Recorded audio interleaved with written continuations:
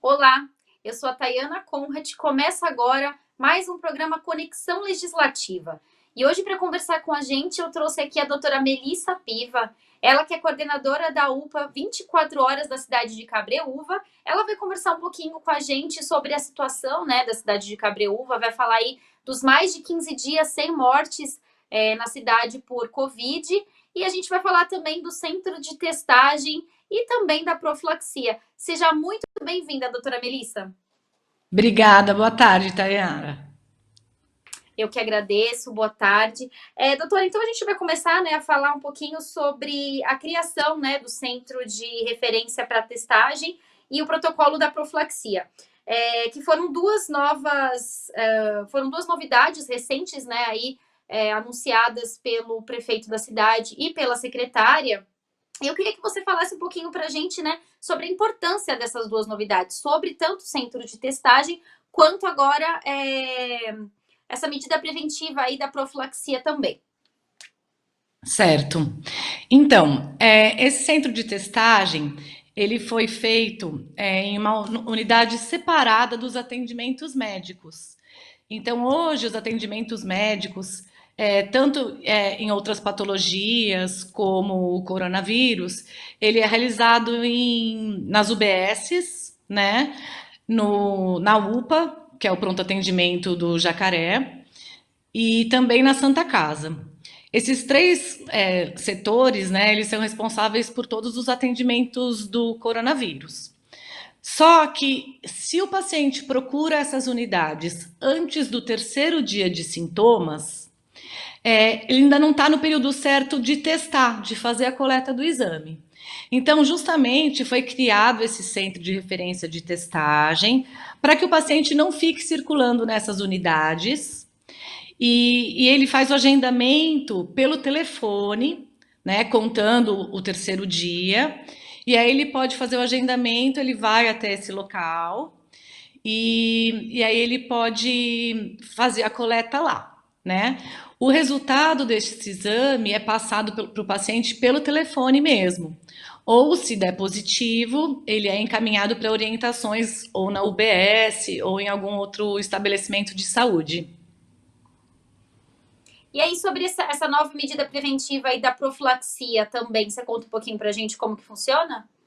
Conto sim. A profilaxia, ela foi estudada e baseada em protocolos de outras cidades. Então, num primeiro plano, né, num primeiro momento, a gente decidiu implantar essa profilaxia para os profissionais da linha de frente. Então, existem alguns medicamentos e polivitamínicos nessa formulação, e quem tem acesso a isso são os pacientes que tiveram contato, né? Ou seja, pessoas que tiveram contatos com pacientes positivos, né? Os profissionais da linha de frente, que são os profissionais de saúde de todas as áreas, os profissionais de saúde e segurança pública também, né? Eles também têm acesso a esses medicamentos, né? Que é uma profilaxia. Ainda não existe assim uma comprovação científica sobre essas profilaxias, apenas elas ajudam um pouco na imunidade e fazem uma prevenção. Lembrando que a prevenção maior não é essa profilaxia, né? Ela é uma coisa a mais. A maior prevenção ainda está no isolamento social, no uso das máscaras, né? E na lavagem das mãos. E você acha, doutora Melissa, que agora, porque a gente, né, vem falando aí, a gente conversou há um tempo atrás com a doutora Rita, né, que é a Sim. secretária de saúde, e a gente conversou com ela quando realmente o pico estava lá em cima, né, estavam com vários casos já em Cabreúva, e agora a gente já está conversando com você aí, já são mais de 15 dias sem mortes por Covid. O que você acha que mudou nesse meio tempo? Você acha que realmente isso se deve ao centro de testagem, que eu acho que foi realmente um grande avanço, as pessoas não precisarem se aglomerar para buscar aí a ajuda, né? Elas têm aí como fazer essa ligação telefônica e agendamento. E também a questão da profilaxia, você acha que foi isso que ajudou ou realmente foi a população que mudou aí um pouquinho os conceitos, né, quanto ao isolamento social? Sim, eu acho que foi um pouco de tudo, né? Eu acho que a consciência das pessoas em relação, né? As pessoas, quando elas viram o número de mortes, esse número crescer, né? Elas se assustaram. Então, isso fez com que as pessoas tomassem mais cuidado, né? Eu acho que isso foi uma coisa, assim, bastante importante. Então, quando a gente anda pela rua, a gente percebe que todas as pessoas estão usando máscara. Eu, nesses últimos dias, as últimas poucas saídas que eu tenho feito, eu não vi nenhuma pessoa sem máscara na rua, né?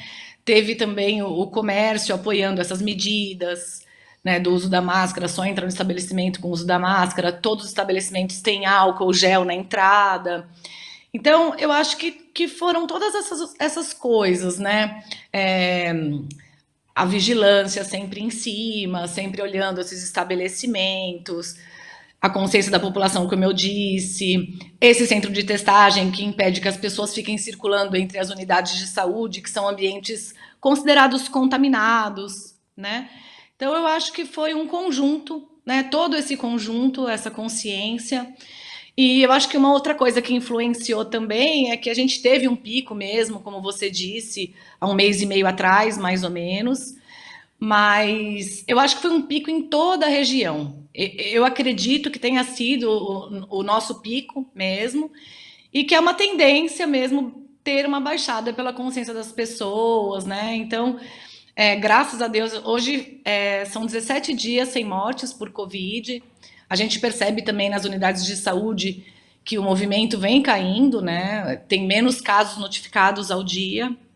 Então, eu acho que é um conjunto. Foram várias coisas que foram sendo implementadas pela Secretaria de Saúde e que foram dando certo, né?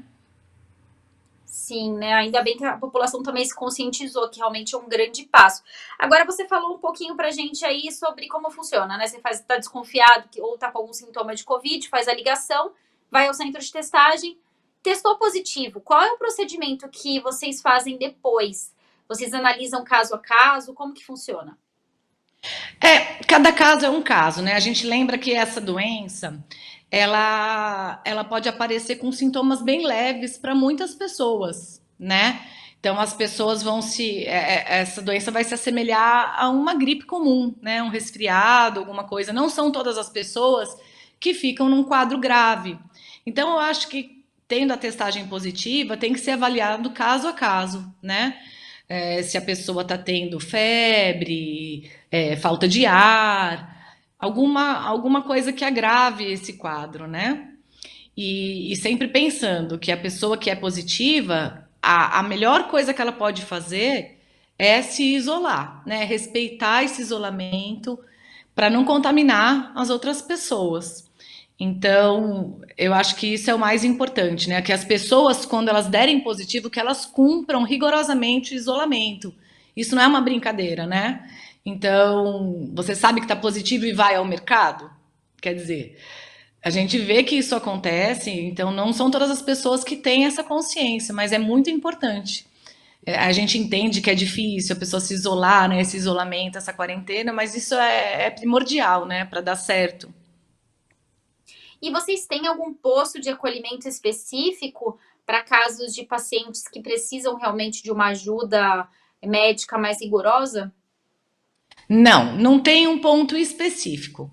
Quando o paciente está com algum sintoma, ou quer tirar alguma dúvida, ou não está se sentindo bem, né? Deu uma piorada no quadro. Aí eu estava só com o nariz escorrendo e agora eu tô assim com falta de ar, eu não estou me sentindo bem, eu vou subir uma escada, eu fico cansado. Então, nesses casos, a gente pede que procure ajuda médica. Tanto faz onde vai procurar essa ajuda. Pode ser na UPA, pode ser na Santa Casa ou pode ser nas UBSs. Mas essa ajuda tem que acontecer, né? Tem que procurar essa ajuda. E aí, dependendo do caso, passou com o médico, às vezes precisa de internação. Aí também tem algum lugar específico que vocês mandam, algum hospital de referência? Sim, a gente tem um sistema que é um sistema né? Então esse sistema ele abre um leque de opções para a gente poder encaminhar esse paciente que precisa de uma UTI ou de um suporte mais avançado, né? Às vezes alguns pacientes com quadros leves acabam ficando com a gente na internação aqui, né? Como é uma cidade pequena, a gente não tem UTI, né? Então, quando o paciente precisa de um suporte maior, né, um suporte melhor, né, uma assistência mais avançada, a gente faz via Sistema CROSS o pedido dessa vaga, o pedido dessa avaliação. Tá, e agora falando um pouquinho, né, que mudaram aí os critérios pelo Ministério da Saúde, né, para coleta de exames, né, e a expectativa é um aumento significativo da testagem para COVID. Você pode falar um pouquinho sobre essa mudança também? Sim, desde o começo da pandemia, a gente vem passando por mudanças quase que semanais, né? Cada hora o protocolo muda, a medicação muda, então a gente vem acompanhando assim várias mudanças, né? Um dia é de um jeito, do outro dia já não é mais.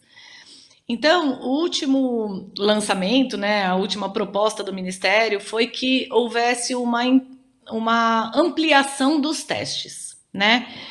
Então, antes a gente só podia fazer de algumas categorias com alguns critérios a coleta. Então, a partir de agora, não. A partir de agora, o paciente tem sintomas, ele vai coletar o exame, tá? O que vai depender do tipo de exame que ele vai colher? O dia de sintomas. Então, por exemplo, se o paciente está antes do terceiro dia, como eu te disse, ele vai ter que esperar para procurar o centro de testagem, né? Porque o exame só consegue ser colhido a partir do terceiro dia. Agora, se ele procurou qualquer unidade que ele já está a partir do terceiro dia, então ele vai coletar um tipo de exame, que é aquele RT-PCR, né, que é aquele SWAB, né, que é um cotonete que você introduz na narina e na orofaringe. Então, esse tipo de exame, que é o SWAB, ele é colhido do terceiro ao sétimo dia dos sintomas, né? Se o paciente procurar a nossa ajuda após o sétimo dia, aí é diferente. O teste que é colhido é o teste rápido. É um outro tipo de teste e ele é colhido até a partir do sétimo dia de sintomas, né? Nessas unidades também. Esse teste é colhido com sangue, tá? Não é o SWAB, é um outro tipo de exame. E como a gente pode colher o teste rápido também? Para pessoas comunicantes que tiveram contato com o paciente confirmado ou suspeito, que antes a gente não tinha isso, né? Ou para populações assim de risco, por exemplo, os profissionais da área de saúde, eles têm que colher o teste rápido, os profissionais da área de segurança podem colher o teste rápido. Se a gente percebe que tem uma empresa ou uma população de risco na cidade, pode-se também coletar esse teste, né? Então, por exemplo, um lar de idoso que teve um caso confirmado lá. Pode-se agendar e coletar os testes rápidos dessa população para que eles fiquem, né, isolados ou que eles tomem alguma providência em relação a isso. Tá certo.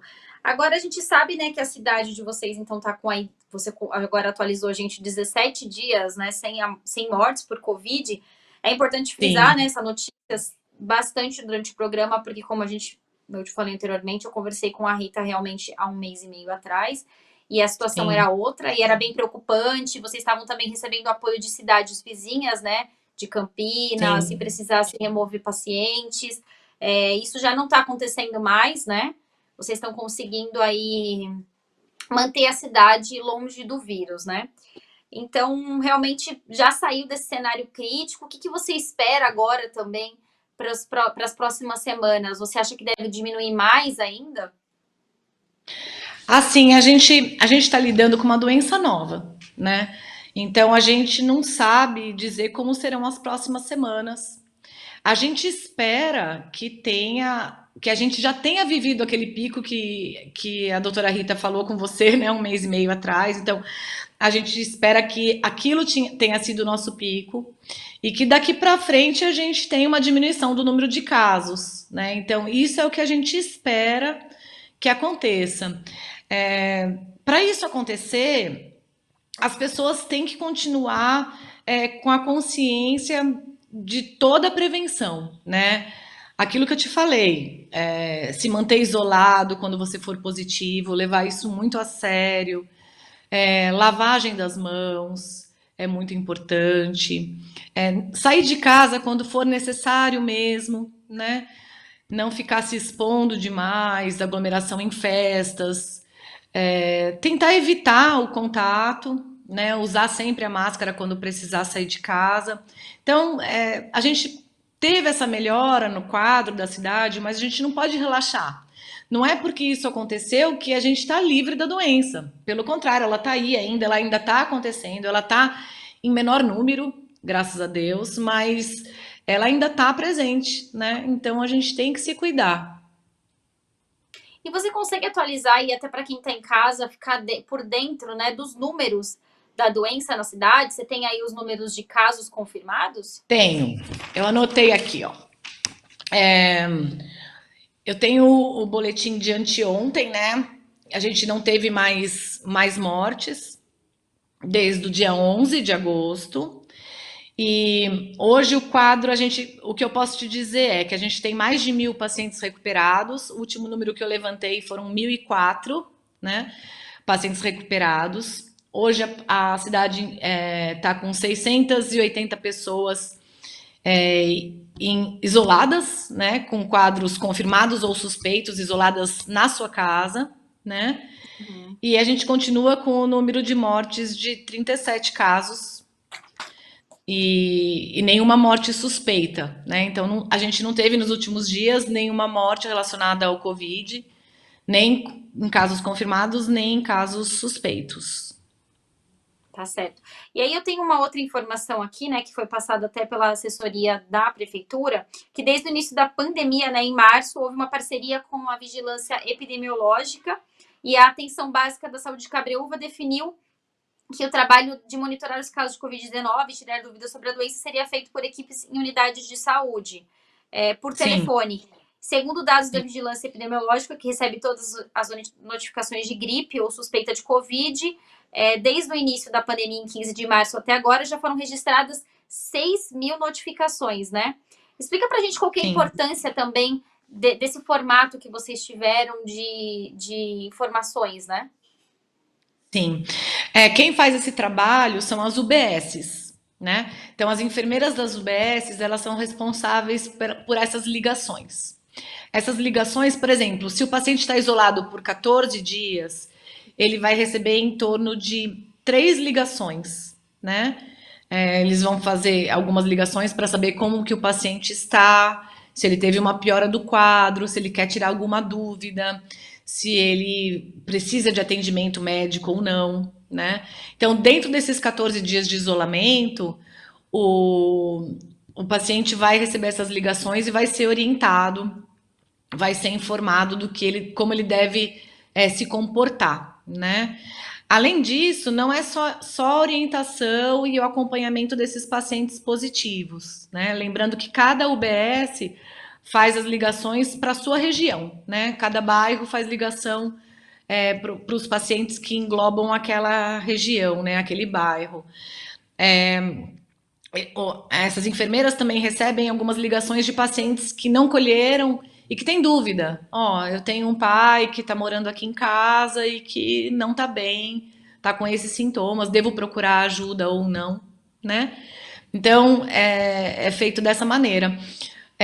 Quando o paciente tem risco, por exemplo, é um paciente diabético, é um paciente idoso, esse número de ligações aumenta, né? Então, de acordo com cada caso, elas estabelecem quantas ligações serão feitas e como esse paciente vai ser acompanhado. Tá certo, doutora Melissa. O nosso programa está chegando ao fim. Nosso tempinho aí está acabando, mas eu queria agradecer novamente as informações que vocês aí de Cabreúva sempre trazem para a gente, sempre estão disponíveis aí para passar as atualizações da cidade. Queria agradecer e já estender um convite para a gente fazer mês que vem um outro programa de 45 dias sem mortes por Covid aí na cidade, Ai, com boas tomara. notícias de novo. Muito obrigada, Legal, viu, doutora Melissa? tomara. Muito obrigada, obrigada pela participação. E mais para frente, quem sabe a gente faz um novo programa com notícias ainda melhores. Exatamente. Obrigada, doutora Melissa. Esse foi mais um Obrigada a você. programa Conexão Legislativa. Para você rever esse programa, é só acessar a nossa plataforma no nosso canal do YouTube da Rede Alesp. Muito obrigada, até um próximo programa. Tchau, tchau.